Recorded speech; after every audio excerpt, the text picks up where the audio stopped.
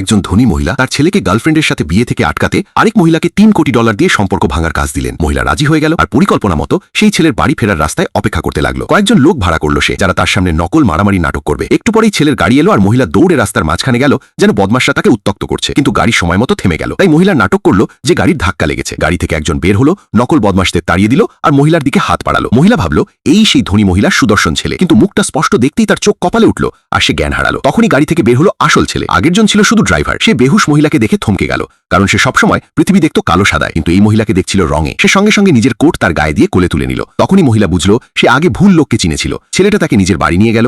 সে ঘর থেকে বের হতেই মহিলা, যে বেহুশের ভান করছিল, উঠে বসলো। সঙ্গে সঙ্গে ধনী মহিলাকে মেসেজ করলো যে সে ছেলের বাড়িতে ঢুকে পড়েছে। তখনই খেয়াল হলো সে বেশ নোংরা অবস্থায় আছে, আর ধনী মহিলা বলেছিল তার ছেলের ভয়ঙ্কর মাইসোফোবিয়া আছে। তাই সে দ্রুত গোসল করতে চলে গেল। গোসলের পর ইচ্ছে করেই সেই ছেলের শার্ট পরে নিল, যাতে তার সামনে নিজেকে আকর্ষণীয়ভাবে মেলে ধরতে পারে। কিন্তু সে জানতো না যে ছেলেটা আগেই সহকারীকে দিয়ে তার খোঁজ নিয়ে ফেলেছে। যখন জানলো সে তার মায়ের পাঠানো মিথ্যুক মেয়ে, তখন সে রাগ করলো না, বরং ব্যাপারটা তার কাছে মজার লাগলো।